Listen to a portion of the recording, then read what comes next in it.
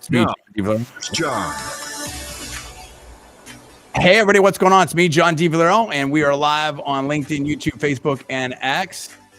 Very, very excited to be here, and hope everyone's had a great weekend and great holiday. No doubt about it.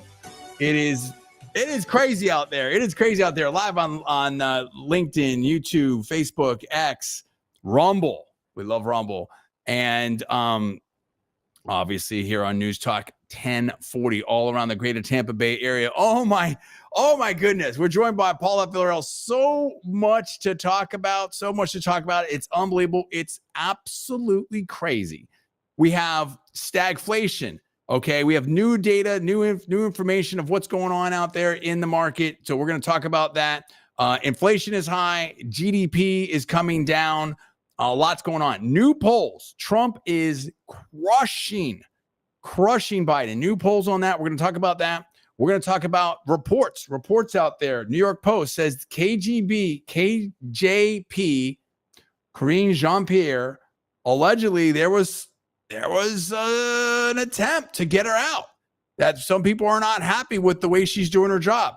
They're getting nervous in the Biden campaign out there. We need to talk about the economy, what's happening. We need to talk about these protests. There's all kinds of stuff happening on with these protests. There's just so much going on in the world right now. And we are almost into May. Do you understand how close we are? Supposedly, Biden has agreed to debate Donald Trump. I think that came on the Howard Stern show. We are now, when we hit May, we have May, June, July, August are the conventions. 4 months away from the conventions. And then we're just turning the corner right there into the election. It's getting a lot closer now. We're getting into that almost 6-month window.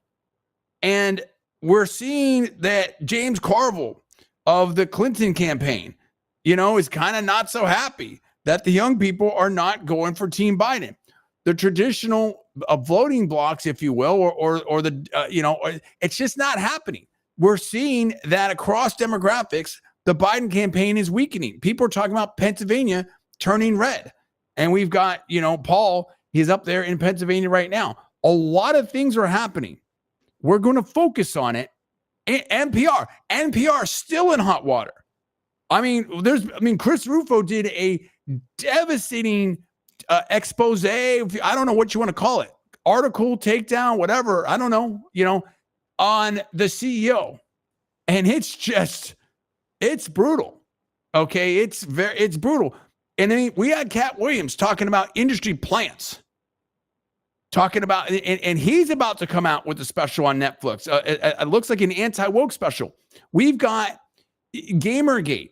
We've got, Hollywood. People are talking about Hollywood. I think it was Jerry Seinfeld. Hollywood's over. People are really ripping a lot about Hollywood. We're getting influencers, if you will, the kids that, it's coming out that they are that the Democrats or the progressive movement, whatever you want to call it, have been paying these kids to promote Team Biden. And they've got they've got the FC, what is it? I can't remember off the top of my head. I'm blanking for a second. But basically, the campaign contributions, they're seeing it, and it's getting, you can't even escape this stuff. Let me put it this way. There's been reports, let me revise and extend. There's been reports that, there's been contributions to these firms that then, are representing or potentially paying. There's been different stuff out there. I don't want to say too much. Let me take that back. We're going to look at the articles and then we're going to discuss it. But there's a lot of kerfuffle about that too. How much? The point is when you look at NPR, you look at the Hollywood stuff, you look at these alleged reports out here with the kids and the influencers and the TikTok stars and stuff like that, with potentially with the campaign stuff. How much of the stuff out there is real? How much is propaganda? It's getting absolutely crazy. The feud between Tucker Carlson and the Daily Wire and Ben Shapiro continues. That continues. Russell Brand's now, I guess, into this. Paul, let's bring Paul Villarreal in here. There's a lot going on here for the Newstalk 1040 audience. Paul, what's going on? Yeah, there is a ton of things going on, John. What's going on, 1040 AM audience? What's, the main thing that just happened today, it just happened about 2 hours ago, was you mentioned the campus protest. Well, the president of Columbia University, President Shafiq, wrote a letter basically saying that at 2 p.m. Eastern time today, so about 2 hours ago, that essentially the encampment needed to shut down. That did not happen. So we're kind of like looking to see what is going to go on with that. And just to give a quick summary about the situation, today is the last day of classes at Columbia. Commencement is on May 15th. Now, I saw a student from the university on Fox this last weekend who basically said, look, whatever else happens, President Shafiq wants everything in order for commencement, because that's incredibly important for optics and for everybody to be happy. And so it looks like what she's doing now is kind of trying to set the table for that, but the protesters aren't budging. So that's something we're keeping an eye on at this time. You mentioned the polls, 2 explosive polls, as you said, a CNN poll and today a Harvard-Harris poll.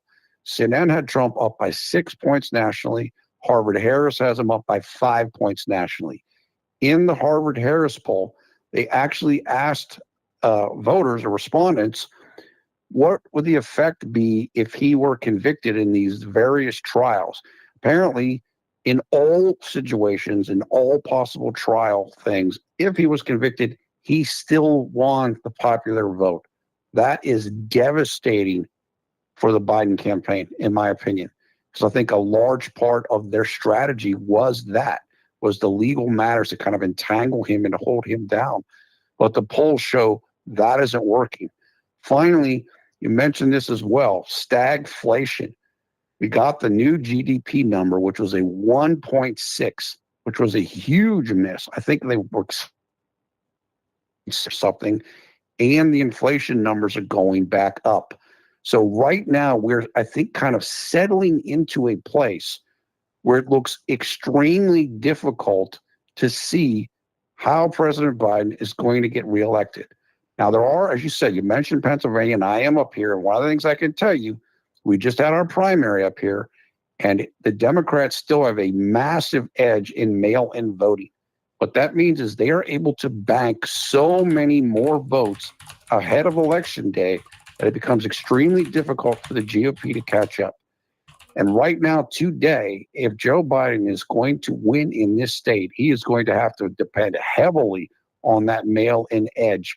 Because I think if you just turn people out today and put them at the polls, no mail-in voting, President Trump would win and win easily.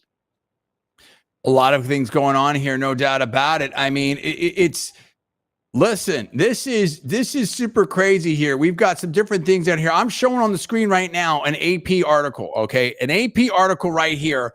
College protest, quote, headline, and this was by Jocelyn Gecker, okay? And it was updated on April 28th.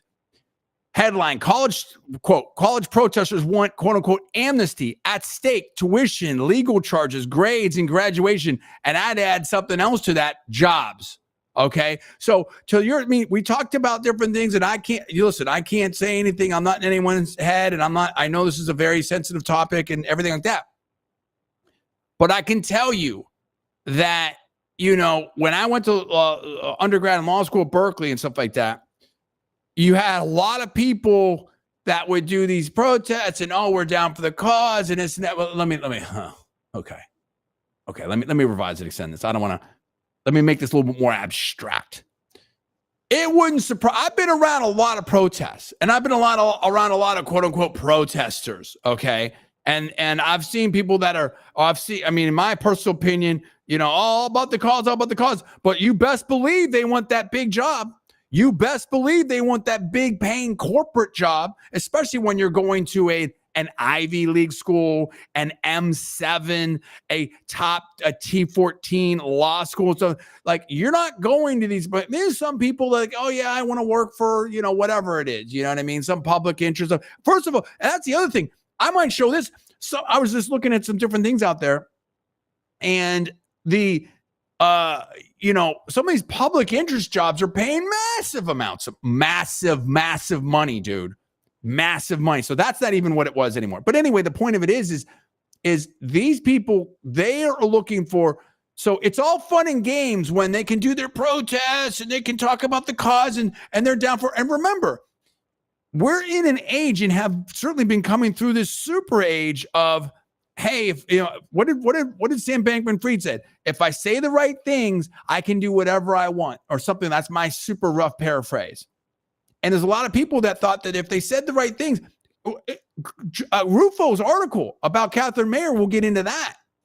All the buzzwords and everything like that, that basically if you say the right things, you're rewarded. This is his discussion. If you don't, then you're out. And so here's all these students are like, oh yeah, they're down for the cause and they're everything like that until it affects their grades, until it affects their job, stuff like that. So it's all, they have the protester pose. This is not all of them, but some of them during school, but then they're going to go get their job on Wall Street. Well, now that is under threat. And now all of a sudden it's getting real serious. It's a different thing. Quote, at issue is whether universities and law enforcement will clear the charges and withhold other consequences, or whether the suspensions and legal records will follow their students into their adult lives. Hey, newsflash, a lot of these people are adults. Some of these people are the professors. Some of these people are graduate students in law school, in business school, in medical school, or whatever it might be, and they are actual adults. Some of them have kids, whatever like that. I don't know the profile, but I'm just telling you that a lot of this isn't all just undergrads. These aren't all like 18-year-olds and 19-year-olds.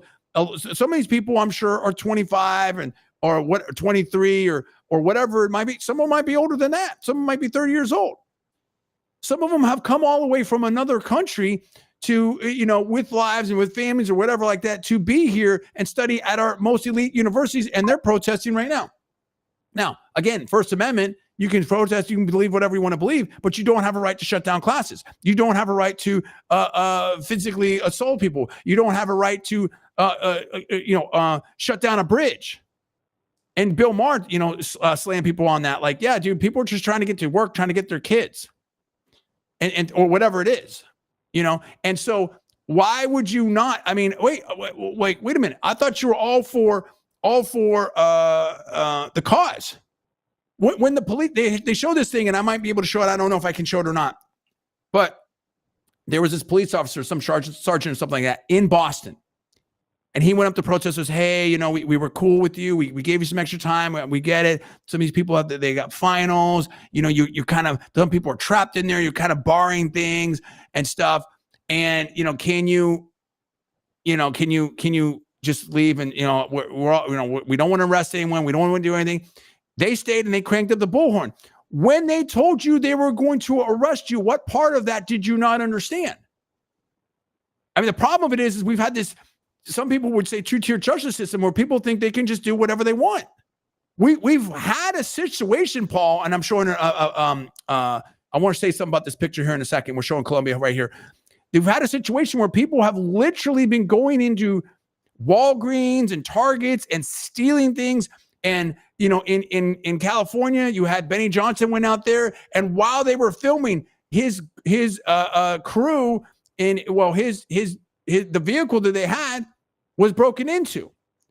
People say, yeah, you got to leave your trunks open because, people are just going to break in. Like when you have almost lawlessness in a certain way, when you have crime rampant, when you have, communities being attacked in San Francisco and elderly people being knocked over and things like that, and you let it go and there's no consequences, what do you think that is? Okay. Oh, this feels very dystopian. What's dystopian about this, bro? Questions about academic. What exactly is dystopian about this? When you break the law and when they tell you to disperse and they tell you you're going to be arrested, if you are breaking the law, there are consequences. What is dystopian about that? Whatever happened to the party of our democratic norms and law and order? No one's above the law, right? They've got a former President Trump, down in New York City on these. We've got so many different charges, so many different places. I mean, and you've got Jonathan Turley, a legal expert, saying that this thing is my super paraphrase, and is pretty much wacky, that the case is falling apart. Alan Dershowitz, liberal professor emeritus from Harvard Law, says that the case isn't there. I mean, what? This is the problem. You've got people here. It says Yale University, USC, Vanderbilt, Minnesota. You've got all kinds of different things. What are we doing, dude? I mean, why do you think you can just go do whatever you want to do and shut things down? You're hurting. You're making it. There's this finals, dude. You were just, and now you're having things. If I'm paying that much, I'm saying three things at once. Let me slow down. I've worked hard and I've gotten into Columbia. I've gotten into an Ivy League, whatever it is. You are making it difficult, if not impossible, for me to get to finals. I now have to do things virtually.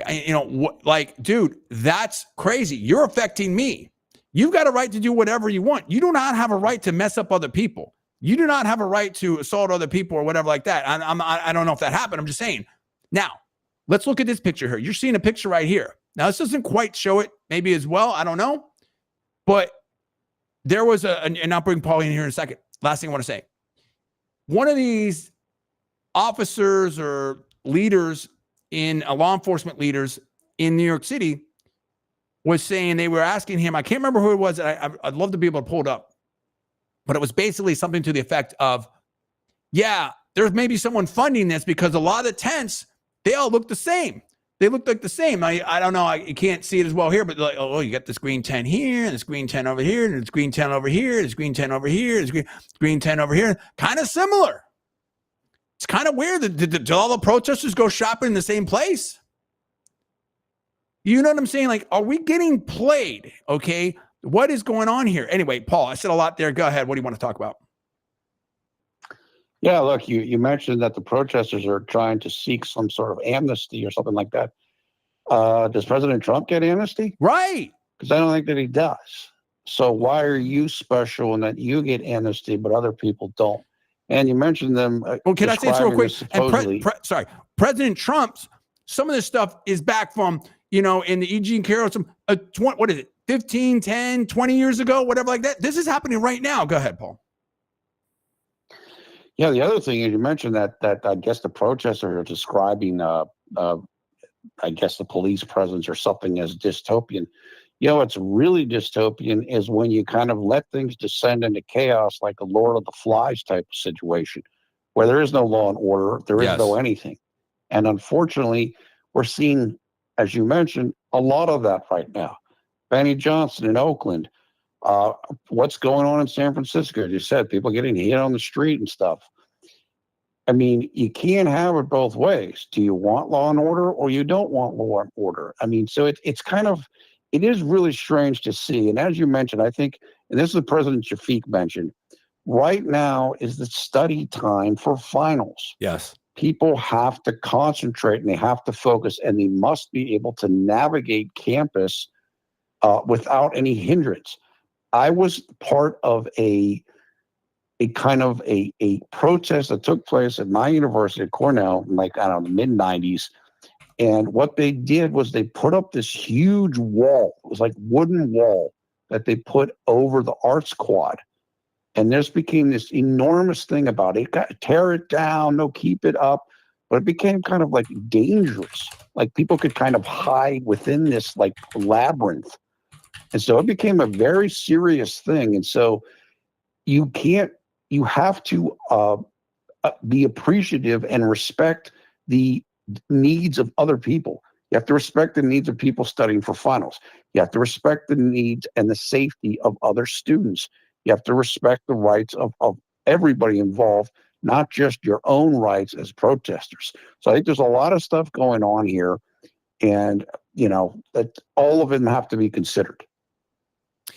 They do. We have something here from Newsweek, and you see some things. I'm going to show this here in a second. Things going back and forth. We're getting close to the break here, but this is Newsweek. Let me try to get this prepared here. 1 second. And let's see here. Let's share this thing. This is the first time I've seen it, so we're gonna fly blind on this one just because we're tight on time here. All right, here, share that right there. Okay, let's go here. All right. Yes. Quote, Newsweek published April 23rd, updated April 23rd. Police investigating people, quote unquote, behind pro-Palestinian protests. And it's showing some different things here. Officials with the New York Police Department, NYPD, said that their department is looking into who may be, quote unquote, behind the protests at Rock 2 University's Manhattan recent days. Okay. And then they go through this and that, blah, blah, blah. And okay. A spokesman for the university said that he believed that many of the individuals who joined the rally, including some who breached barriers, quote, were not affiliated with NYU. Huh. Very interesting. And then let's get this a little bit larger, make sure everyone can see this. Speaking on WNYW's Good Day New York on Tuesday, NYP Deputy Commissioner of Operations, Kaz Doherty, suggested that law enforcement is looking into both incidents for signs the same individuals may be instigating the protests, adding that he believes someone could be, quote unquote, funding this. Huh. Okay.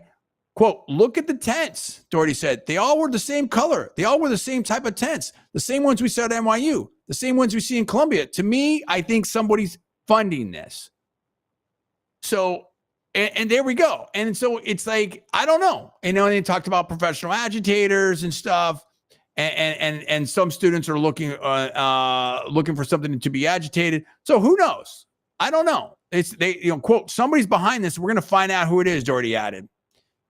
Now, is that accurate? Is that not accurate? I don't know. That's from NYPD. They're on the ground. They're doing an investigation. Paul, your thoughts on that? 1 minute.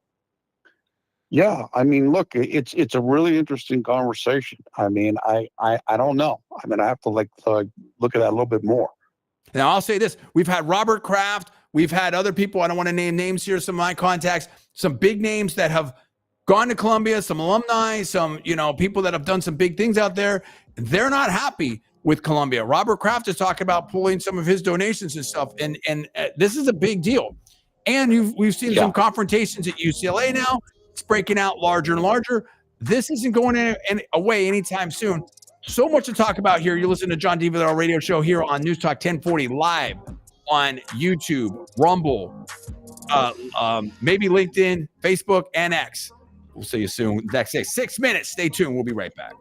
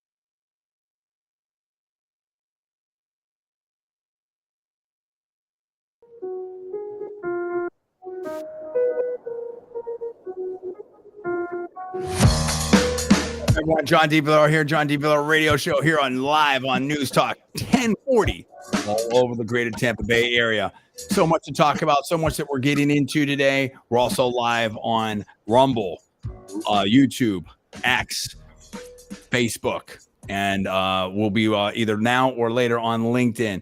So much to talk about. We're talking about a lot of things. We were talking about the protests. We were talking about it's almost May. It is almost May. You understand that? It's getting warmer. We're getting to the beach. We're doing a lot of different things out there. We're having a lot of fun, but it's not so fun on the campaign trail for President Biden, in my opinion.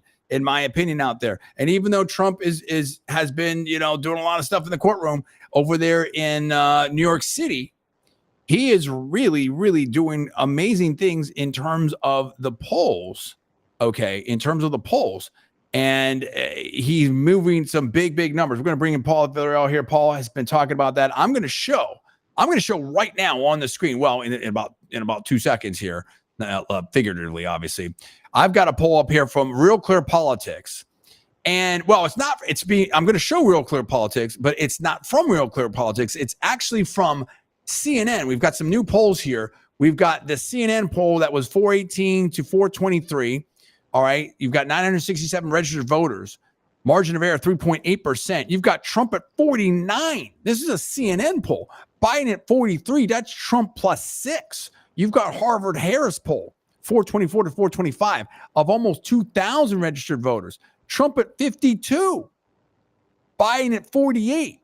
And when you put the third party candidates in there, it gets even worse. And you're seeing here this sea of red down here of Trump just far ahead of Biden. What they're doing with Biden, it's just not working, dude. It's not working at all. Paul, let's bring you in here right now and let's talk about what's up with this situation with the polling. I know you follow the polling very closely. What are you seeing over there? What's your take on this?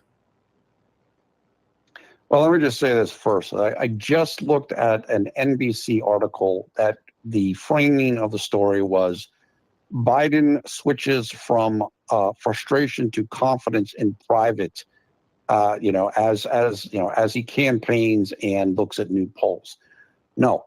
So the story, the narrative that's being put out in the news now, because I've heard it repeatedly, is Biden is supposedly winning the day because he gets to campaign while Trump is in the courtroom. The opposite is what actually appears to be happening based upon polls, and I think based upon the feeling of the average person. With Trump in court every single day, you get to remember, for many people, that it looks like he's being legally targeted. So it reminds people of that over and over and over. And of course, this is the saying that many people have said is, if they can do this to Trump, they can do it to me. So the thinking that this is negative for him doesn't seem to be playing out in polls. So let's Plus, talk. He's going.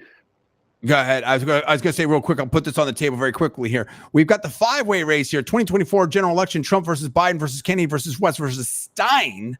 Okay. Now, this is not only was it because a lot of people are thinking all of a sudden you start hearing about RFK Jr. again, because maybe RFK Jr., this is my speculation, right, was maybe going to hurt Trump a little bit more. Well, here's what we've got. Harvard Harris, Trump plus 7.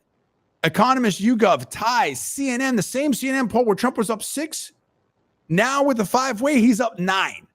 Okay. And that you can see it right here in the polling. It's just, you can see Kennedy coming up and then Biden coming down and then Trump coming down a little bit, but Biden coming. I mean, it's just devastating. And again, when you drop off some of these earlier polls here, the Marist poll, the NBC News poll, I mean, it's brutal. So if you look at the recent polls here, Quinnipiac, CNN, YouGov, Harvard Harris, I mean, you've got Trump up by a lot. Now, what it's very interesting here, RCP also includes this day in history, right?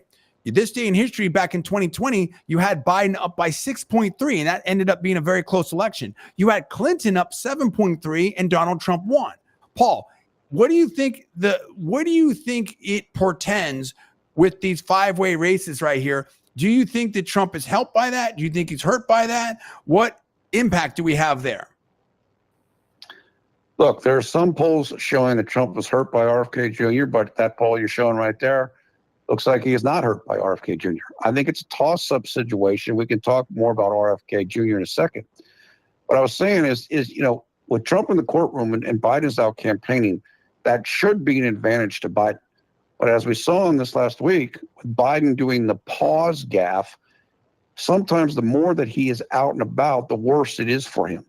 And so I think what we're seeing is that the polls are you get kind of ups and downs in them, but we're getting more of a baseline where Trump is ahead in this contest and ahead on a national level. And let's talk about the battleground states too. Here you've got 2024 Arizona, Trump is +5, Georgia, Trump +4, Michigan, Trump +1.3, Nevada, Trump +4.8, North Carolina, Trump +5.4, Pennsylvania, where you're at, you're going to speak to that, Trump +0.6, Wisconsin, Trump +1.8. The battlegrounds are almost more devastating for the Democrats right now. Your take on that, particularly Pennsylvania? Yeah, look, I'm telling you right now, in my opinion, you can toss out the mayor's poll in Pennsylvania, which is an outlier. I believe it's the mayor's poll. And Trump's ahead here. I don't think there's any question about it. As I said in the last segment, he will still have to deal with the deficit that the GOP has with the mail-in vote, though. So even if Trump's ahead by a couple of points here, he could end up losing because of the advantage that Democrats have with that. But as you mentioned, look, for Biden to win this race, according to Richard Bears, that pollster, he's going to have to win nationally by about 4 points. And right now, we're not even close to that. That is not happening right now. That has to do with the distribution of votes in the key electoral states. That's just not where it is right now. So NBC can write whatever they want to write and try to push a narrative, and he's feeling better and Trump's in the courtroom. It's not what's taking place right now.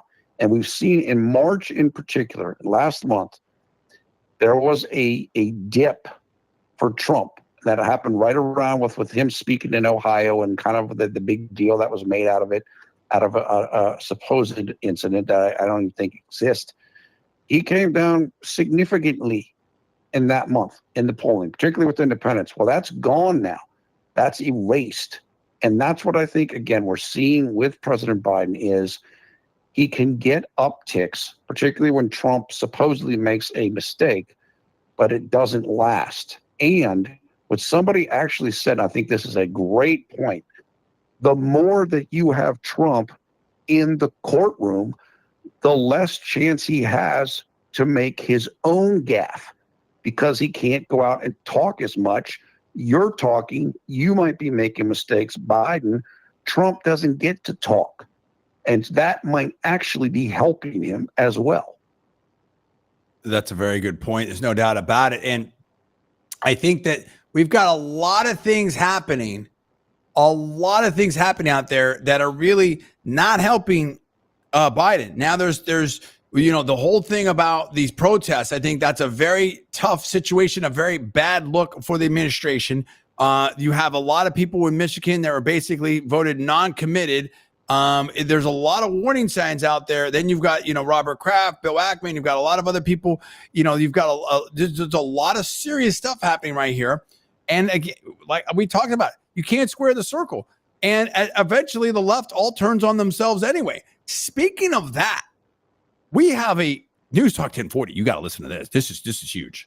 You've got a big brouhaha, a little palace intrigue that may indicate some things out there. I don't know.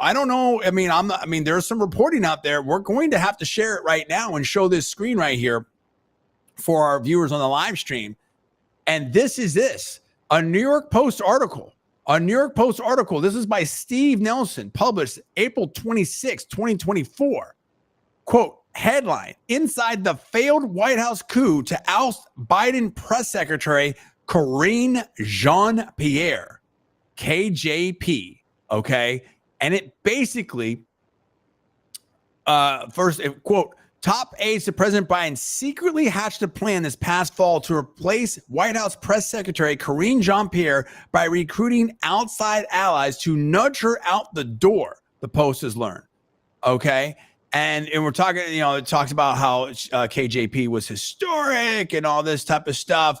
And you have a de facto White House communications chief, Anita Dunn, the wife of Biden personal attorney Bob Bauer, told colleagues she had decided to call in prominent Democrats to explain to KJP, to Jean-Pierre, 49. Oh, hold on here a second. That the time was ripe to move on. Sources told the Post. Okay, I had a couple little editorials in that quote. Okay, that's my paraphrase. And then they talked about this and that, and sort of the background on it and everything like that. And the source said, calling in an effort to quote unquote effort to encourage her to move along, unquote. Okay. And they're talking about how, when Jen Psaki was there for how long, and it was basically all of that. Quote, a second source told the Post that, quote, Jeff and Anita were trying to find Karine a graceful exit, unquote, because of the ugly optics of removing her against her will. Okay, it's got a picture here of her behind Biden and everything, and she's got some boots on, and Biden's with his blue suit, his tie, and the aviator glasses. Aviator glasses make everything cool. Quote, there's a huge diversity issue, and they're afraid of what folks are going to say, added this source, who said they learned of the effort from multiple people and confirmed at least one person from outside the administration did speak to Jean-Pierre. And they talk about different things about like, this happened and that happened and whatever, and all that. Now, but here's another very interesting pull quote. Quote, I think Karine has decided to stay come hell or high water, and that's that. And it's very interesting here. Now, part of it, there's other articles, I believe, or maybe, and people didn't like that she uses the binder and saying that basically, I think that the sort of feeling I got from some of these articles were that maybe people are worried she's not doing a great job. And that basically, yeah, exactly. Quote, the issues are not, okay, hold on. Quote, she doesn't have a grasp of the issues and doesn't spend the time to learn, this person said. Quote, these issues are not second nature to people. Israel and Gaza is a perfect example. It's very nuanced. Jen would have calls with these people to feel well-versed going into the briefing. So there's a lot of talk about that. Now, what they did do is add, hold on, let me see what it is. They would, and then they would talk about, they gave, Emily's List called her to head it up, there's different things, or approached her. And I think somewhere in here, yes, they were starting to add National Security Council spokesman John Kirby, to do a briefing alongside. And I remember when I started seeing those two, and maybe we can find some on C-SPAN, we can play here a little bit of sound. It seemed very forced. It seemed very uncomfortable, with those two standing together. Let me see. It's really interesting. And so he's been kind of like, sort of, talking to some of these issues. There we go. Look at this picture. Look at this picture. We've got for those of you on the Newstalk on Newstalk 1040, you've got a picture here of John Kirby at the White House briefing, and you've got KJP over here to the side. Does not look happy to me. As they sort of share the podium in there. And that was very interesting. Kirby 60 and Jean-Pierre, quote, Kirby 60 and Jean-Pierre have sought to tamp down the perception of a power struggle. It's very interesting. Let me bring in Paul right here. I mean, Paul, what do you make of this going on right here? Look, I personally, it's my own opinion only. I understand if you are Team Biden, why you would want to move on from Karine Jean-Pierre. Nothing against her. I don't know her, anything like that. But as a communicator, as you mentioned in that article, I don't think she's very good. Particularly, didn't she? Or she followed? Yeah, she followed, as you mentioned. I can't remember her name right now. Yeah, Jen Psaki. Right. And let me just throw a couple more things in here to round out the picture here for those of you following at home on Newstalk 1040. Another a couple more quotes here. Quote, sometimes he talks, this is me being Kirby, okay? Sometimes he talks to her and she acts like as if he's not talking, okay? Another one, quote, she has been pretty aggressive about marking out her territory Last one, quote, Kirby, who is widely respected by journalists as a valuable source of both information and sound bites, has requested to pick out who asks questions at briefings, who ask him questions, but Jean-Pierre has not agreed to allow him to do so. Paul, it does not look like it's all happy trails over there and kumbaya, if you will, at these White House press briefings, but it doesn't look like KJP is going anywhere. Yeah, like you said, I don't know if I can push her out. So what seems to be happening on a day-to-day basis is that they're using Kirby more as much as possible, and particularly on more challenging or complicated or strategic type issues like the military stuff. The person who I believe is in charge of communication strategy for the Biden White House is a woman named Anita Dunn, who worked for Barack Obama. I believe she was a PR person herself. She is capable, a very capable person when it comes to communications. So I would imagine that if she believes that her main front person is not the best person for that, she's going to want to change that person. And what I have read or heard is that Anita Dunn is the person who is most trying to change KGP from being the person who communicates most for the White House. Look, I'm not, I believe that John Kirby is much more effective spokesperson than is Karine Jean-Pierre. I'll just say that. Wow. Very, very interesting. And where do we feel like this is going to go? Like, I mean, how far do you think, first of all, do you believe these reports? Because it sounds pretty interesting to me. It sounds pretty credible to me. You know what I mean? Like I could see this.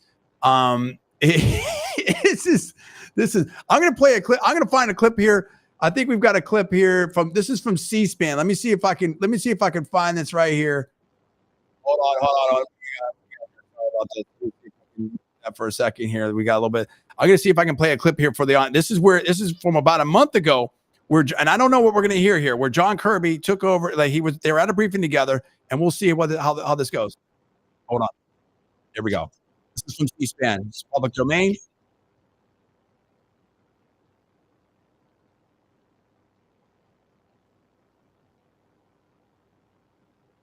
One second. Coordinate on common priorities and reinforce the strong bilateral partnership between the United States and Iraq. Radio show here in the leaders will reaffirm their commitment to strategic wrapping up here and about to hand over to Kirby, I believe. Their shared vision for a secure, sovereign, and prosperous Iraq, fully integrated into the border region.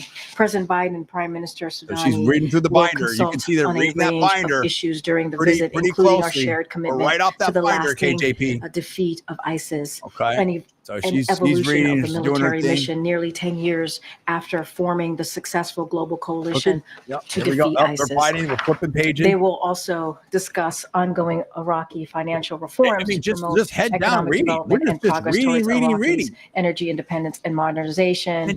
And I do have something about the week ahead. On Tuesday, March 26th, the President and the Vice President will travel to Raleigh, North Carolina.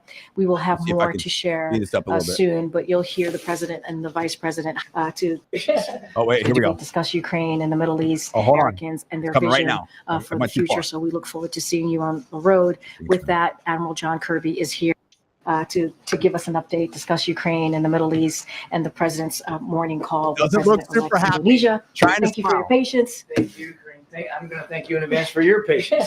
So I do have a few things I'm going to try to get through here. Let me put my cheaters on. First, before I go through what I prepared to talk about, obviously we've all seen he's got his reports in the video coming out of Moscow. This violent shooting at looks like a now he's looking out to the people he's talking.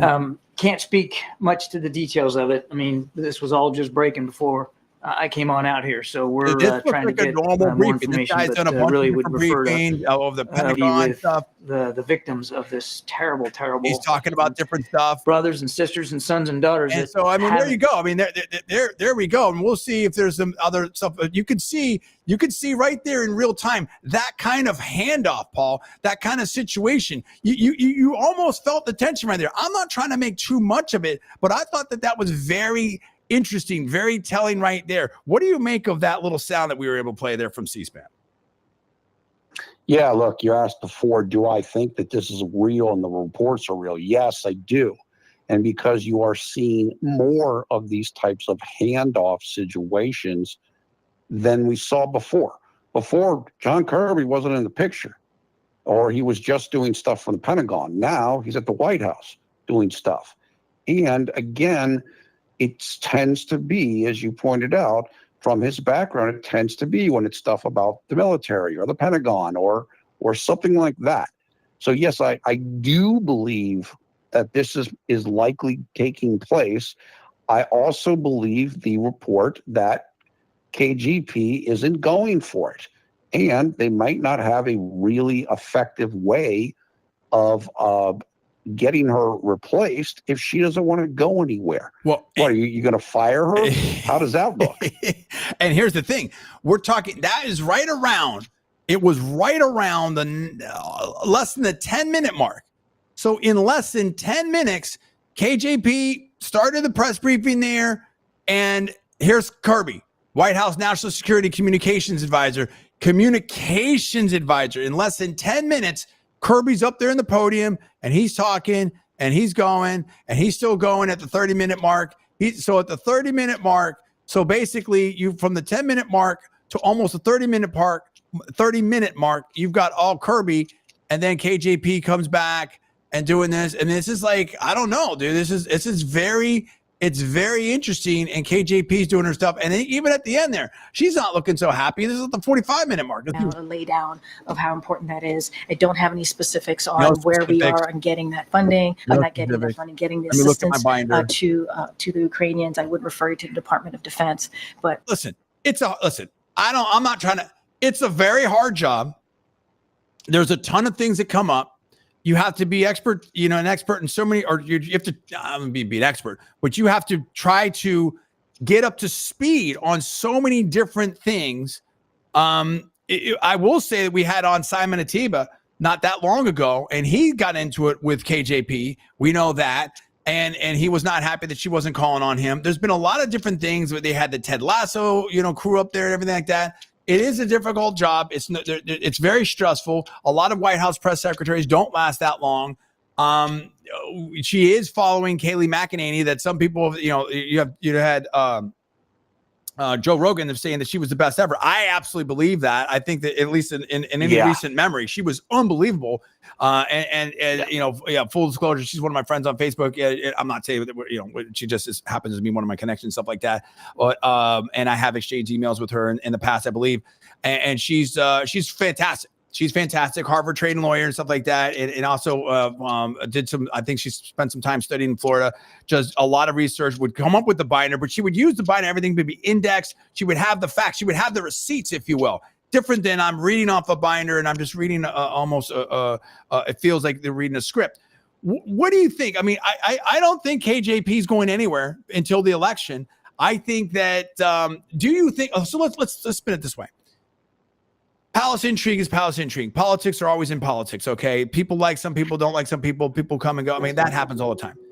Do you think this has any impact at all in the election? Do you think that this becomes a wider story? Do you think this is something we talk about in a month or two from now? I don't think it affects the election, and maybe we'll keep talking about it, but I don't think it'll be that important. Lots to talk about here on the John D. Villarreal Radio Show. You're listening to Newstalk 1040 live on Rumble, YouTube, X, Facebook, and we'll be right back at you in 6 minutes. Stay tuned for the 5 o'clock hour.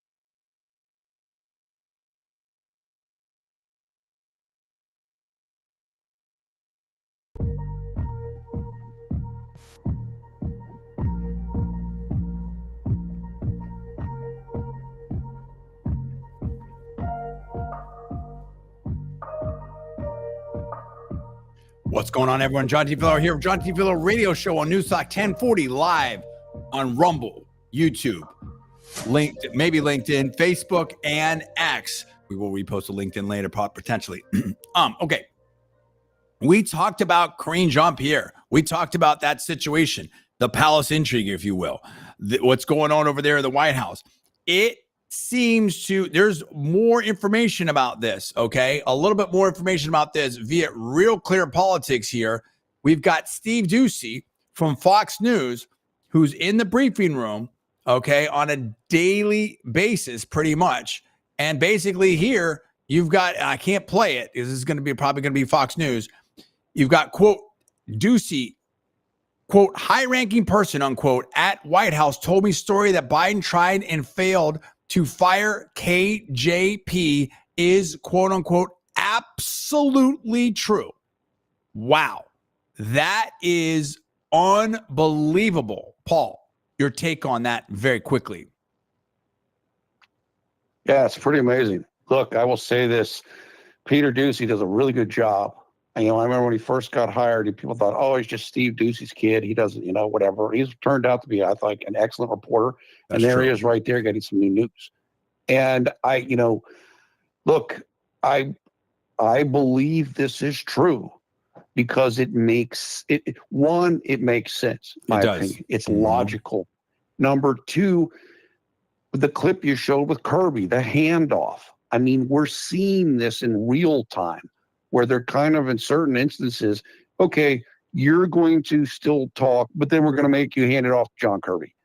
So, I mean, you don't do that to somebody you have trust or confidence in.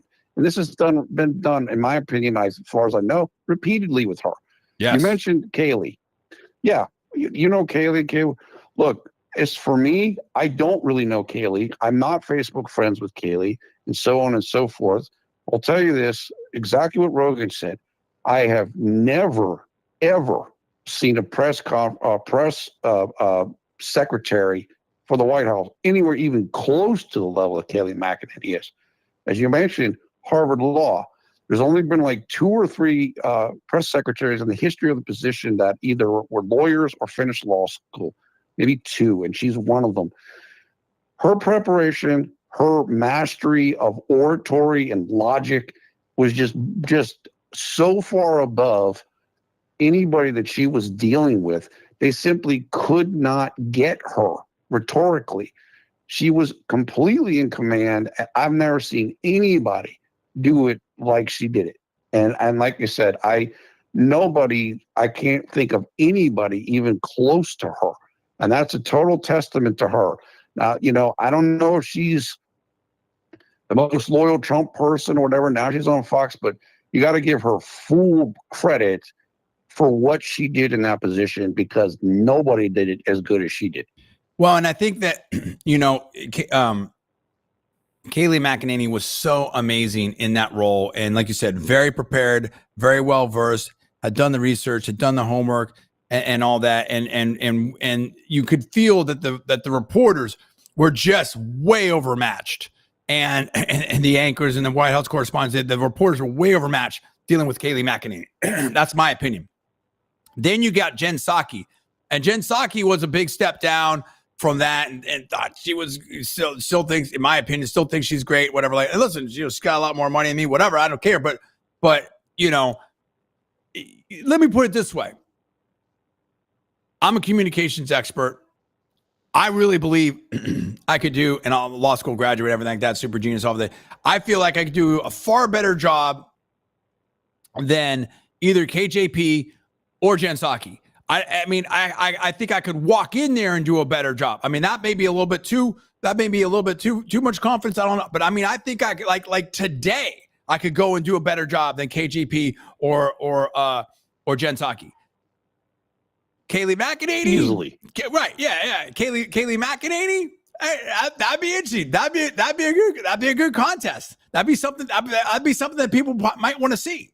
You know what I mean? That because she's someone that brings an A game and that really did a fantastic job. And the fact that we've never seen, at least not in my lifetime, have I seen another press secretary that has done it better than Kayleigh McEnany I'd like to believe that I would get the better side of that, but that would be a strong contest. That is a strong, formidable opponent.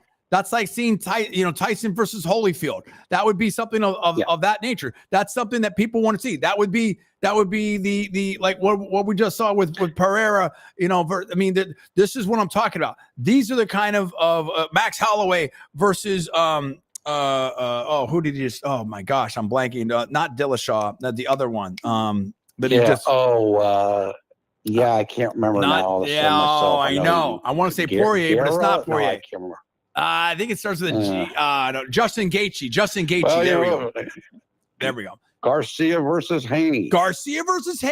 Well, my gosh, we're going to talk about Garcia. Ryan Garcia was on the PBD podcast. Ryan Garcia doing a little shadow boxing for Trump there at Mar-a-Lago, talking about Trump is cool. So the point of it is and this is all these bills are coming due for Biden. Okay, meaning that like this. There's always politics in politics, but there's so many decisions that the Biden White House has made, in my opinion, Newstalk 1040 audience out there, that are politically based. Whether it's, hey, we're going to shut down, the Keystone Pipeline. Hey, we're gonna, we're leaning hard into EVs. We have the green energy bill, Ukraine funding. You could go on down the list, including personnel.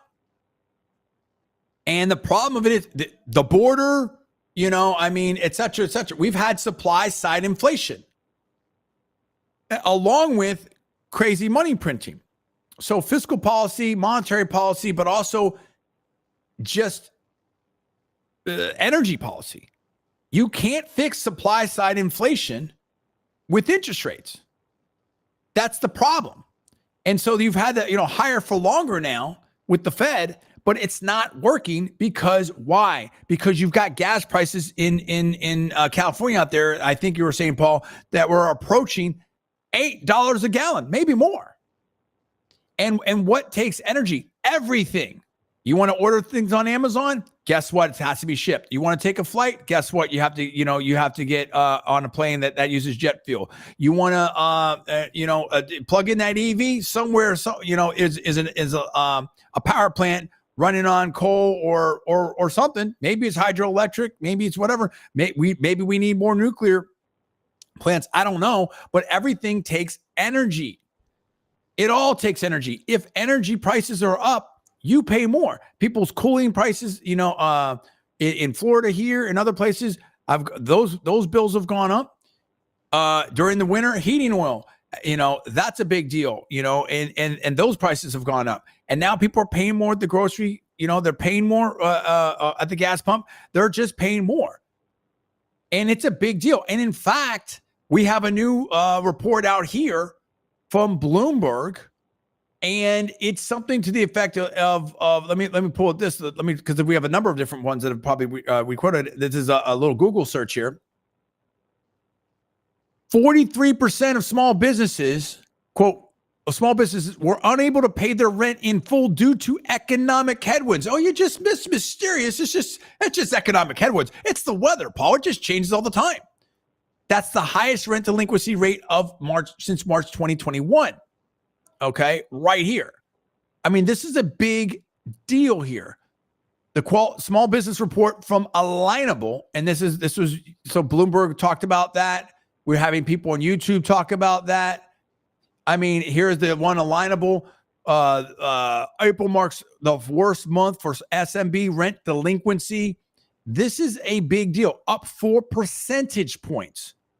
Up 4 percentage points. Let's push into this. Let's see what we can find out here. Right here. Alignable from Chuck Casto from Alignable. Quote, April marks the worst month in SMB rent delinquency in 3 years. Whatever happened to Bidenomics? How are we doing with that? It's not getting better, Paul. It's getting worse. This is heading into election. Rates are so. There's a lot of people in the real estate stuff. I mean, I'm thinking about maybe a house, this and that, whatever. But I don't know, dude. Like right now, I mean, hey, listen, I am very cautious about this market. And when talking to the realtors, oh yeah, I'm earlier in the year. they're going to drop rates and you know, if you don't get in now, FOMO, fear of missing out. If you don't get in now, they're going to drop rates and you know, you're going to see prices go up. To where? Nobody can afford these things. I'm going to show this. I'll show this on the screen here. I got to be careful. I'll just pick up. I don't know. So it may work, it may not. I don't know. I'll probably have to do it over the next break or when Paul's talking. But just looking at some of these houses around the Florida area, even in the Tampa Bay area, we've seen this. We've seen a huge run up in home equity, and you've seen some of these homes like oh, you know, was sold like in whatever, you know, 2018, 2020, 2019 for, I'm just making numbers up right now, but you'd see something like 220, 250, 300. Now some of these homes are selling for, or they're trying to be sold for 600. What exactly happened to that home in the last 3 or 4 years? And now with high interest rates and high home prices, there's a lot of people that are straight up priced out. They are priced out. Someone's going to have to pay the bill. It's like going into a restaurant or going in a bar and you're with friends and you're ordering a round of drinks, you're ordering some food and some appetizers. At some point, that bill's coming due. And people don't want to take the L. And now we're seeing here with small business that it is a bad situation here. And Bidenomics it's not happening, dude. And we're seeing this right here. You know, February 2020, listen how far it ran up. It's how fast it ran up. February 2023, you only had 32% that couldn't pay the rent. Then that went to 38% in March. And now, just a little over a year later, it's 43%. This is a bad deal. This is a tough situation, okay? And the only time it's the worst since March 2021 when it's 49%. And that was at that time, the U.S. was fully immersed in the pandemic, COVID crisis, where they faced mandatory shutdowns and mask requirements and all kinds of people, you know, all kinds of stuff, and all that type of stuff. Okay. So this is a seriously bad situation right here. Paul, what's your comments on this? Look, I felt for a long time that the economy is a bad one for most people. For people, on the vast majority of the people, I think the economy is not good and the market is not good. The stock market might be okay, but he said the real estate market, those type of things, not good. I think, and we've talked about this between ourselves, think there is more economic pain to come. Now, of course, the Biden administration is going to try to, you would think, delay that until after the election. But we're starting to see the warning signs now.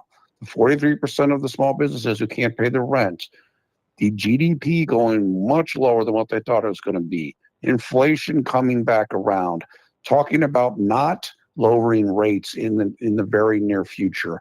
The signs are there, and there's a lot more of them.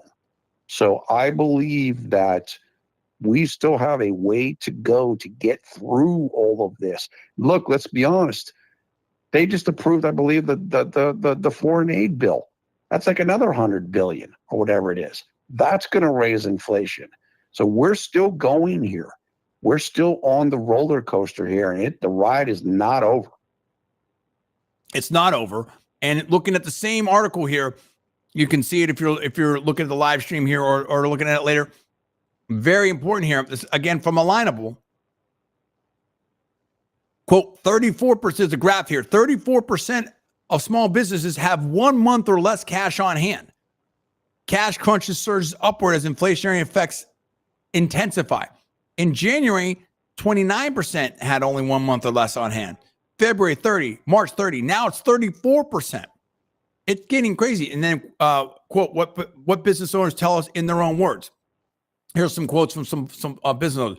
Quote, 2024 has been horrible. 2024 so far has been horrible, but I'm hoping 2025 will be better.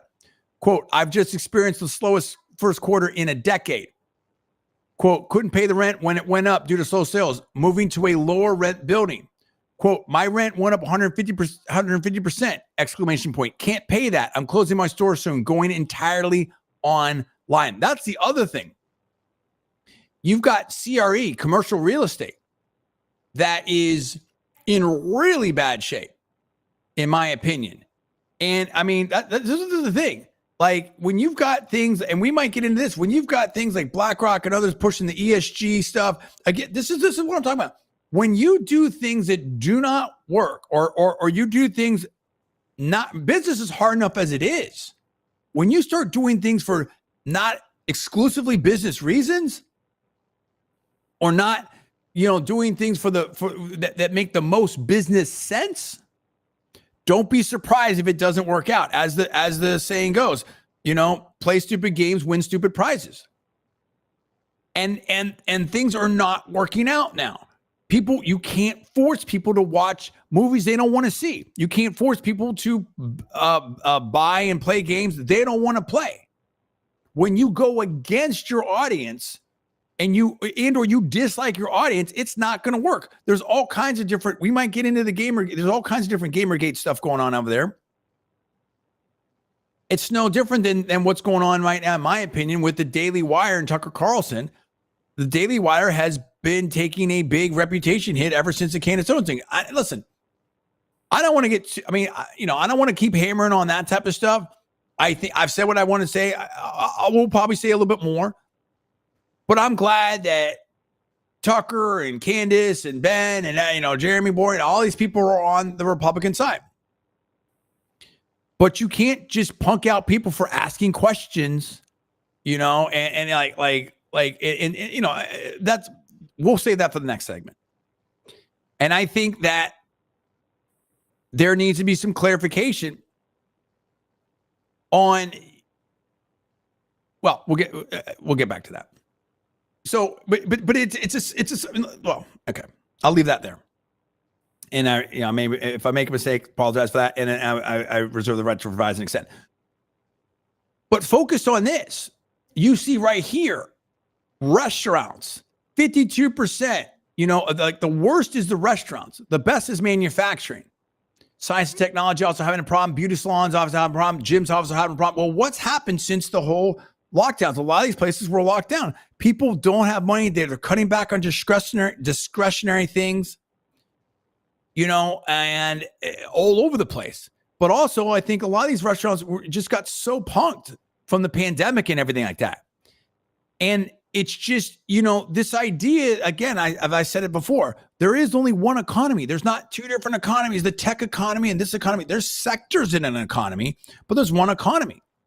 You may think you're insulated, but when your customers can't buy it, you're not insulated. You may think you're going to ban all the conservatives. And perfect example, Google. Google just, has fired a bunch. They've been cracking down on the protesters, stuff like that.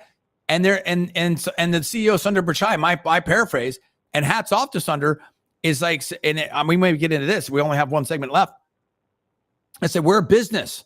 This isn't here for activism. How many times have I said, how many years have I been saying, Paul, we got to get politics out of tech and VC and everything, get back to basics. I've said it. Elon Musk has said it. A lot of the Silicon Valley OGs or I'm not the super OG, but I mean, I've been saying this.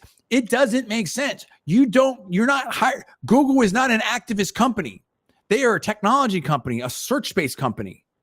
And now, not only are people just not dealing with it, with the whole Gemini AI, that was a super disaster, and it exposed a lot of woke thinking, in my opinion.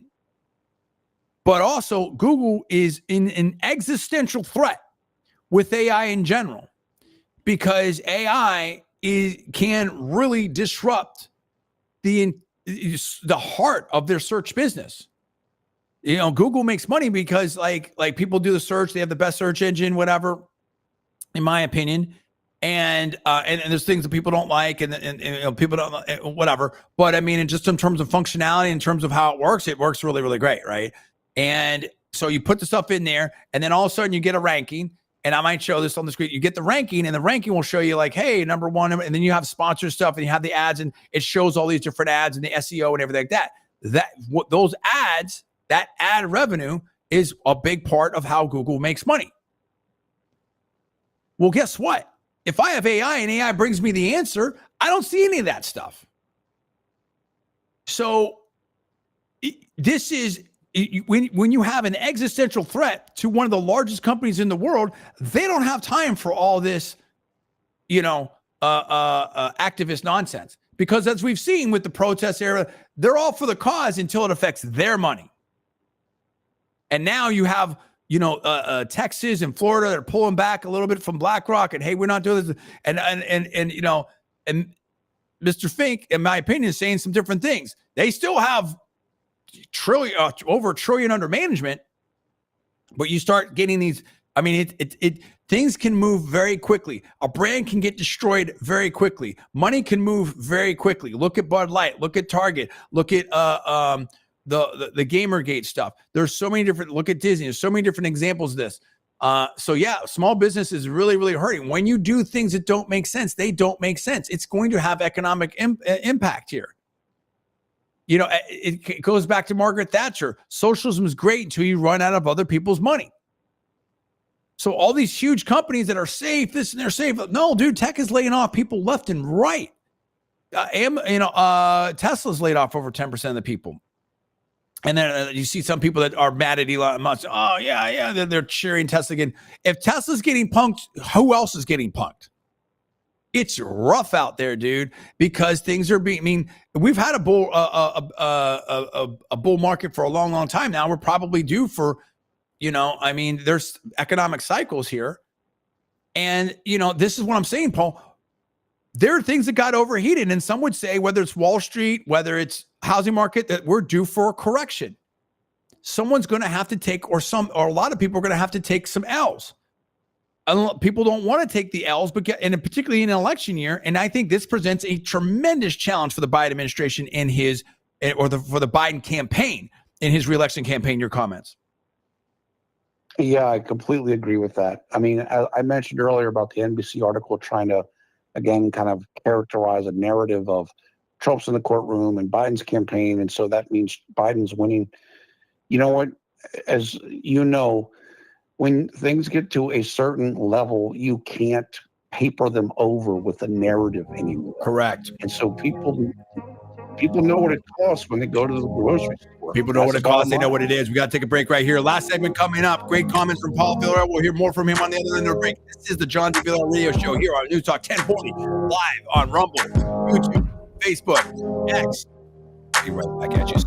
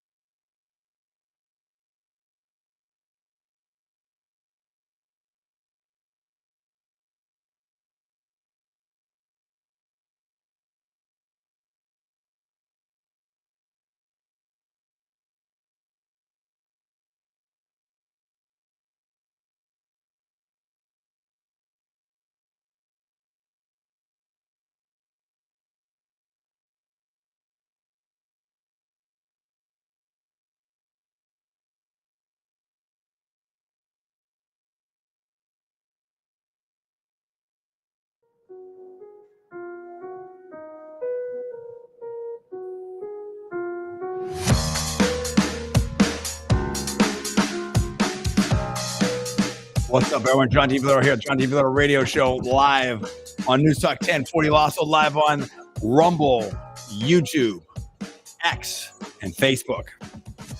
We're talking about a lot of things. Last segment here, joined by Paul at Villarreal. There's a lot going on here, There's a lot of stuff happening in the conservative influencer space, if you will. I'm going to have to run through a lot of stuff right now. We've had Tulsi Gabbard on Patrick Bet-David. We've had Tucker Carlson and Ben Shapiro going back and forth. We've got a lot of stuff going on right here. Let me see what I can find here and bring up.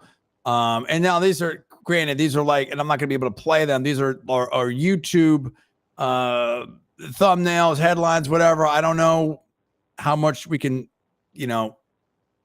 give credence to some of those things right there. But let's just share some of these and just sort of talk through them a little bit here. As I share these on my screen, I'll kind of go through them here. All right. So let's do that right now. All right, there we go. And let's see. Let me make that just a little bit bigger. All right. Okay, this is 6 days ago. The Hill. Ben Shapiro, quote, Ben Shapiro drags Tucker Carlson's critique of right-wingers being in favor of dropping A-bombs. That's The Hill 6 days ago. Ben Shapiro puts up himself 6 days ago. Tucker says America's, quote unquote, evil for dropping the A-bomb. He's wrong, unquote. That's Ben Shapiro. Okay. And then so he's talking, okay. Valuetainment. This is 3 months ago. This is one of Patrick Bet-David's channels. Quote, it's beyond politics. It's personal, unquote. What's behind the heated Tucker Carlson versus Ben Shapiro feud? That's valuetainment. Young Turks, 2 months ago. Quote, watch Tucker Carlson says he despises Ben Shapiro's hashtag TYT. That's the Young Turks. Okay. Daily Wire. That was 5 years ago. Those two sat down. Okay. They actually had a conversation 5 years ago. Ben Shapiro, 4 months ago. Tucker, you're wrong, unquote. Okay. And then 2 days ago, quote, Ben Shapiro blasts Tucker Carlson for calling pro A-bombers evil, unquote. Okay. The Hill, 2 months ago, quote, Tucker Carlson, I despise Ben Shapiro and Nikki Haley. They want to send my kids to war, unquote. Okay. You get last one here. Valuetainment. 3 weeks ago. This is Chris Cuomo was on the show rather. Quote, too controversial, unquote. And then it continues. This is okay. Let me do that again. Quote, unquote. Okay. So this is a quote within a quote. Too controversial, unquote. The quote continues. Chris Cuomo rips Ben Shapiro, claims Tucker Carlson is more influential. He's 100% right about that. Okay. Very, very interesting headlines. This has been heating up. It's been ongoing. It continues. It continued some more with Tulsi Gabbard. Okay. So if we look here, Tulsi Gabbard, she was just on with Patrick Bet-David, and she had some things here. No. Okay. No. Okay. 3 days ago, valuetainment, quote unquote, a quote within a quote, nuclear war cannot be run. That's a Ronald Reagan quote. And I'm going to continue with the quote here. Tulsi Gabbard reacts to Tucker Carlson's opinions on nukes and JRE, Joe Rogan Experience. Okay. So that kind of sets a table. There's a lot of backstory, a lot of different things. People are talking about Matt Walsh now. There's also talk about Matt Walsh because you had Candace Owens that left Daily Wire. So now the people are talking about that Matt Walsh might also be having some disagreements with Ben Shapiro. Okay. And that's getting up there. Let me see if I can, I'm not finding it right here. Okay. Let's get out of here. And I think I have another page where there may be something there. 1 second here. Let me see. I thought I saw something. Okay. Yeah. This is the quartering. Let me see if I can share that super quick here. The quartering. All right. 1 second. Let's try this. Okay. The quartering, quote, Matt Walsh and Ben Shapiro feud, ? Will the Daily Wire give him the Candace Owens treatment? So there's a lot of stuff going on around here. There's no doubt about it. A lot of stuff happening. And it's definitely heating up. Now, Paul, you're out there on Twitter, on X. You see a lot of things. What's your take on this? You do have some repositioning, if you will, and we might get to that because there's also been a meeting between Trump and DeSantis. You had the Daily Wire, you had Dave Rubin, you had a lot of different influencers, I think Buck Sexton, that were sort of supporting DeSantis and everything like that. But you've seen some repositionings, if you will, as Trump has basically secured the nomination, not officially, but basically, effectively, de facto, if you will. And even Ben Shapiro, I think his quote was something, I may be getting this wrong, so I apologize if I am, Ben, and I'll revise and extend if I am, but I think the quote, my paraphrase, was something to the effect that he's going to vote for Trump, he's going to help raise money for Trump, and he'd walk over broken glass or something like that to vote for Donald Trump. Where do you think we are with this whole thing between Tucker Carlson, Candace Owens, Daily Wire, Ben Shapiro, Jeremy Boring, all this type of stuff? There was a back and forth on Twitter and some other people about the whole nuclear war thing. And I'll get to the quote with Ronald Reagan here in a second. And there's a very interesting article about that as well. And I'm just reading it now. So I don't know, what it's saying or whatever, but we'll put it on the table. Your take on the whole Ben Shapiro, Tucker Carlson thing, Paul? Look, I think that Tucker, as you mentioned earlier, somebody else said, is more influential than Ben Shapiro. I don't think there's any doubt about that. I mean, I can't tell you the view counts or whatever, but Tucker Carlson has a significant effect on the dialogue on a day-to-day basis, or at least whenever he drops a new video. So when Tucker does a new interview with somebody, whatever, people are sharing it and they're talking about it, and it's getting a lot of attention. Now, I'm not saying that Ben doesn't get any attention. He does. His stuff gets a lot of views on X and so forth. But I personally do not see the level of discussion that Tucker generates when it comes to Ben. So I think that Tucker has the upper hand. On the other hand, we've mentioned this before on the show.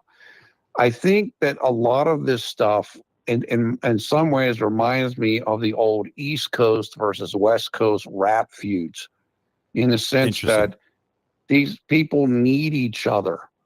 They are more interesting. It's almost like wrestling. You need somebody to feud with. Why? Because it creates controversy. Controversy creates cash. So these guys going at each other a little bit and having the public spats and disagreements, I think sometimes that's a useful business model. I'm not saying that these guys are buddies with each other or love each other or whatever. I think there is genuine disagreement between Tucker Carlson and Ben Shapiro, or Ben Shapiro and Candace Owens, and so forth. But I also, as I said, I think it's a smart business model to kind of have somebody to play off of. It makes things more interesting. It creates more dialogue. We're talking about it. Other people talk about it. And that makes your character or the person more interesting. Some more angles to deal with them. Yeah, and here we've got a couple things here, and I might be able to show it here. Lauren Chen, 4 days ago, quote, Joe Rogan and Tucker destroy Daily Wire. Ben Shapiro extremely triggered. And so, Joe Rogan definitely has seemed to support Tucker Carlson, in my opinion. Also, I believe Russell Brand, a big on Rumble, has come out and supported Tucker Carlson as well. Now, one of the things we've already put a lot of those things up there, and I don't want to belabor that point. But what I do want to bring to the table here on this point is you have a lot of people in the America First movement that are trying to pull back from some of these interventions, some of these wars. We just have more funding for Ukraine, more funding for Israel, funding for Taiwan, all these different things. We've got stuff happening over in Niger, Rwanda. There's issues with the Houthis. There's issues over in I'm blanking for a second. It's not It's not Burma. It's near. I can't remember. But there's issues with the Uyghurs in. I mean, there's a lot of stuff happening worldwide. There's a lot of stuff happening worldwide, and unfortunately, and we've had the U.S. military and the budgets be very stretched. But focusing on this whole, controversy with the nuclear question. I really respect Tulsi Gabbard. Tulsi Gabbard actually in bringing up this point, and this is from the Reagan Library.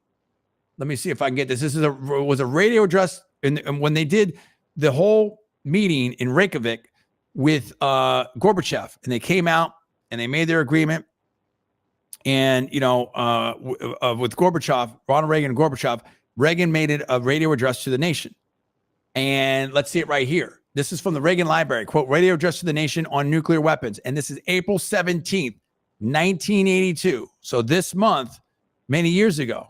And it goes on, and I could read this thing, and I don't want to read all of it. This is, public domain here, but I will read some of it, right? And he's like, okay. The answer is clear. And it should have given us both pride and hope in America. Today, I know there are a great many people who are pointing to the unimaginable horror of nuclear war. I welcome that concern. Those who've governed America throughout the nuclear age, and we who govern it today, have had to recognize that a nuclear war cannot be won and must never be fought.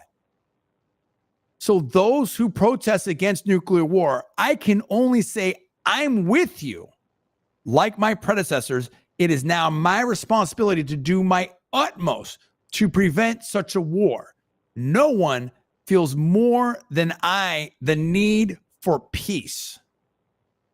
Throughout the first half of my lifetime, the entire world was engaged in war, or in recovering for war, or in preparing for war. Since the end of World War II, there's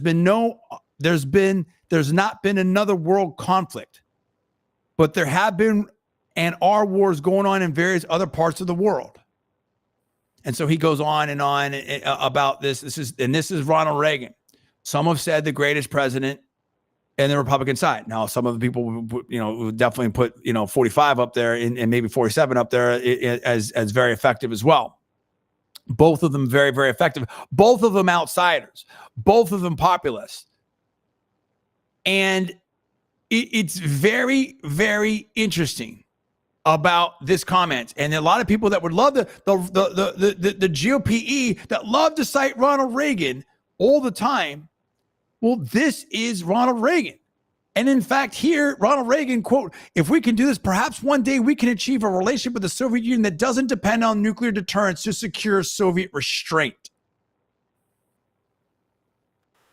And quote, closing out, I invite the Soviet Union to take such a step with us. And I ask you, the American people, to support our efforts at negotiating an end to this threat of doomsday, which hangs over the world.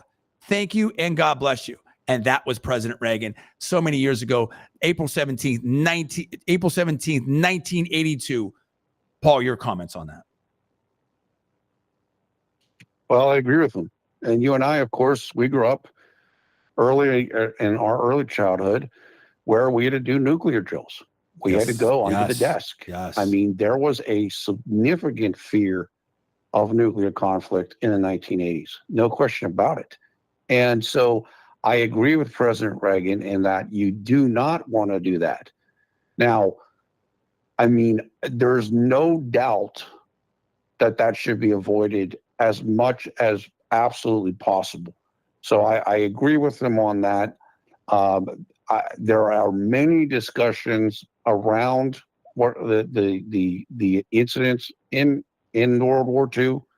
I've heard it on both sides. I think there are real arguments on both sides, but certainly from an overall perspective, it's terrible. It's not something that you want to do. I mean, that's, of course, the concept of mutual assured destruction.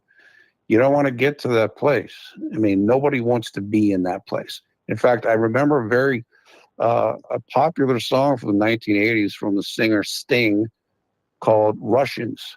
And the chorus of the song, or one of the lines was, if the Russians love their children too. In other words, we're not going to have a nuclear war if they love their children as well, because everybody's going to pay if it happens. Yes. Now, there's something potentially controversial here that I might show. And I was doing my research in here, and it was very interesting. We'll get to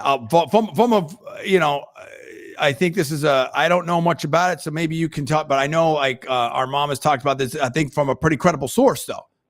Okay. I don't know too much about it, but there's something here I'm probably going to show it. Well, yeah, we're running out of time here. So if I'm going to show it here from the Bulletin of Atomic Scientists. Now I've heard of that organization. I don't know much about that organization.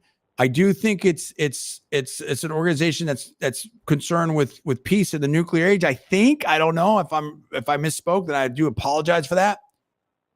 But they have something here, and this is on the Tucker Carlson Ben Shapiro thing that this is from 2022. And I want to hit this very quickly because we have DeSantis and Trump to talk about here very quickly. And this is very interesting. Their headline by Alex Kaptanoglu and Stuart Prager, and Alan, excuse me. And Alan, I guess, is a postdoctoral researcher at the University of Washington, and Stuart Prager is a professor of astrophysical sciences at Princeton University. So obviously some heavy hitters. Bulletin of Atomic Scientists, and this is February 2nd, 2022. Quote, headline, U.S. defense to its workforce, nuclear war can be won. Whoa, you want to talk about a scary headline. And they talk about different things here. It's very dense. I'm just going to have to hit the very bulletins. What follows are some of the misrepresentations and omission and questionable policy in the guide. There's some kind of guide here, I guess they're saying. They're saying there's some kind of guide. Yes, the 23-chapter Guide to Nuclear Deterrence in the Age of Great Power. Okay.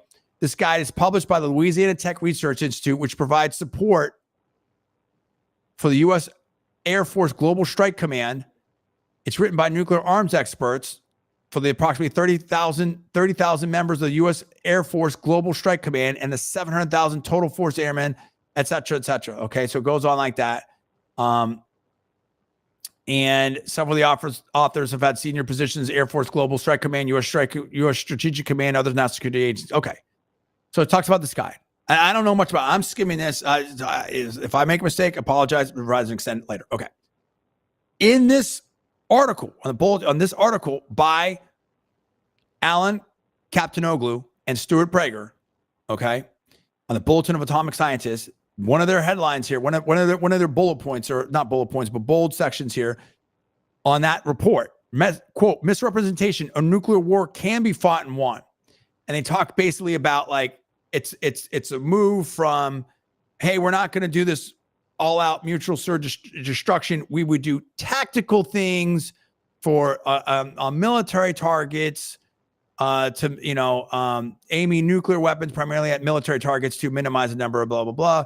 Okay. They could, so, all that type of stuff. Now, listen, if you're part of I'm assuming, I don't know, I've been in those rooms, but obviously you're gonna have to game plan things. You have to do different situations. Hey, if this happens and that happens, I'm sure, the different militaries around the world have different contingency plans and you have to game plan. So we understand that. Okay. If this, then what? But then one of the things, when Tucker's talking about Ben Shapiro and some of these other people, it's like, this is what, and what I tried to express last time. I'm just trying to force out, get out like so many things fast here. So I'm going to apologize. It's maybe not the best radio right now. Israel's such a small country. If you look, we lived through Chernobyl. Like, we weren't there, but we lived through that, or 3 Mile Island. It's like, dude, the collateral damage to the environment is catastrophic. Okay. So I don't know Israel. So I don't know what tactical thing they think they're going to be doing. Okay. And how it's not going to affect them over there. Omission, the reality of nuclear war, about what it does to the environment, what it does to the body, the radiation. the contamination, all these types of stuff, and the guy does not discuss the full horrors, quote, the guy does not discuss the full horrors of the day after a nuclear exchange. Exactly. I agree. Misrepresentation, nuclear weapons keep the peace. I can't go into all that type of stuff, but I'm just going the headlines here. Quote, misrepresentation, nuclear weapons, mistakes and accidents never happen. Good point. And then it goes on. So you get the gist of it. And it's like, my thing is like, dude, this is the tricky part that Israel finds itself in over there.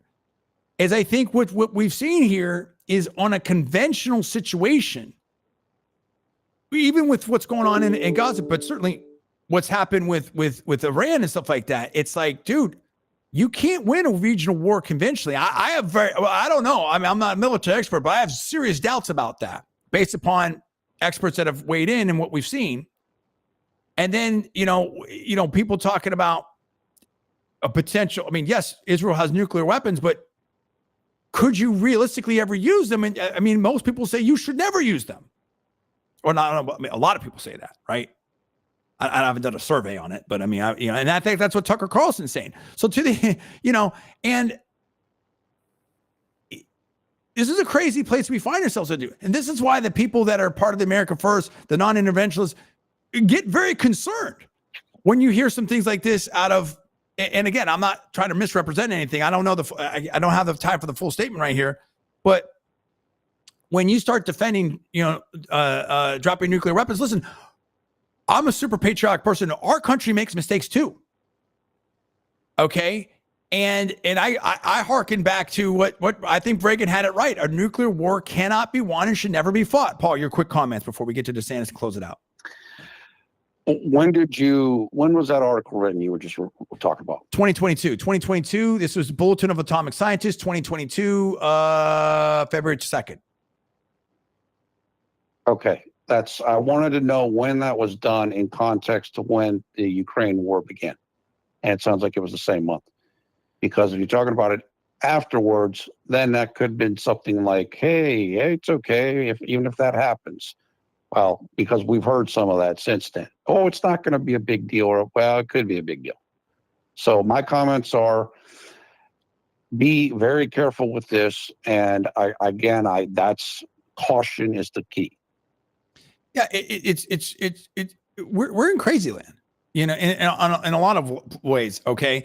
Because we're in a situation where people aren't having as many kids, the birth rates are down, people aren't marrying, people aren't having families, people aren't staying together. We're talking about some people are defending dropping nuclear. In my opinion, my paraphrase, I may be wrong, I'm not alleging anything, but I think I heard, in my opinion, that people are defending dropping nuclear weapons.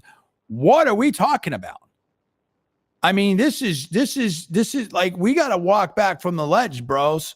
I mean, people, men, women, everybody, whoever. It's like this is crazy land, and it's like, this is what I'm talking about. We got to find a way to peace.